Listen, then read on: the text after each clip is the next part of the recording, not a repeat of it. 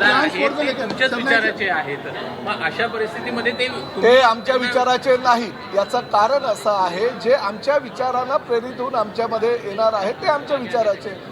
उद्या जर काँग्रेस राष्ट्रवादी बरोबर त्यांनी आघाडी केली आणि वेगळा विचार हिंदुत्व खेरीज त्यांनी जर आणला तर ते आमच्या विचाराचे कसे होते. बाळासाहेबांच्या विचाराचे जे खासदार आहेत, आमदार आहेत किंवा कार्यकर्ते, ते आमच्याकडे त्यांचे विचार ज्वलंत जे आहेत ते हिंदुत्वाचे घेऊन जर यायला लागले तर आमचे दरवाजे मात्र या संदर्भात बोलताना दिसून येत आहे. तरी बोलायचं नाही. मला त्यांच्याबाबत काय कल्पना नाही. कोणी खासदार तुमच्याबरोबर काय बोलतात याची मला माहिती नाही. मी फक्त एवढंच सांगितलंय की खासदार असू द्या, आमदार असू द्या किंवा कुठलाही शिवसैनिक असू द्या, तो बाळासाहेबांच्या विचारांना मानणार असेल, एकनाथ शिंदे साहेबांवर जर त्यांचा विश्वास असेल तर त्यांनी प्रवेश करावा. आम्ही त्यांचं स्वागत करतो. जो प्रकार घडलेला आहे मुख्यमंत्री एकनाथ शिंदे यांचं नाव नव्हतं कार्यक्रमामध्ये, ते तुम्ही आवाज उठवला. अतिशय दुर्दैवी घटना आहे. आम्ही आमची जी खंत आहे ती माननीय मुख्यमंत्र्यांच्या निदर्शनास वेळोवेळी आणून दिलेली आहे.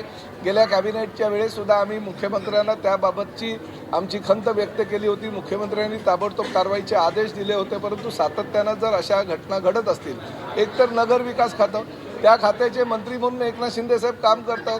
दुसरं ठाणे जिल्ह्याचे पालकमंत्री हा त्या जिल्ह्याचा सार्वभौम असतो. अध्यक्षपदी हा पालकमंत्री ठेवला जातो, कुठल्याही जिल्ह्याचा असू द्या. त्यामुळे आम्ही मुख्यमंत्री आणि प्रधान सचिवांना अशी विनंती केलेली आहे की राज्यातील फक्त ठाणे महापालिका किंवा ठाणे जिल्हा नव्हे तर सर्व जिल्ह्यांच्या महानगरपालिका, नगरपालिका किंवा जिल्हा परिषदा, त्याचे CO असू द्या, त्याचे आयुक्त असू द्या, प्रत्येकांना अशा सूचना दिल्या पाहिजे की प्रत्येक ठिकाणी प्रोटोकॉलचं पालन केलं पाहिजे. भले तो शिवसेनेचा पालकमंत्री असू द्या, राष्ट्रवादीचा असू द्या किंवा भारतीय जनता पक्षाचा असू द्या. महायुतीचं सरकार आहे. महायुतीच्या सरकारमध्ये अशा छोट्या छोट्या गोष्टींमुळे कुठेही वाद निर्माण होऊ नये याची दक्षता ज्या पद्धतीनं नगराध्यक्ष आणि महापौर घेत नसतील तर प्रशासनानं त्यामध्ये किंवा प्रशासकानं त्यामध्ये हस्तक्षेप करून प्रोटोकॉलनुसारच सगळ्या कार्यक्रम पत्रिका छापल्या पाहिजे.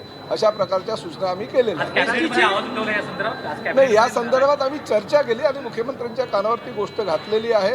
ह्या भविष्यामध्ये अशा काही घटना घडणार नाही याची दक्षता माननीय मुख्यमंत्र्यांनी घेण्याच्या संबंधितानं सूचना केली.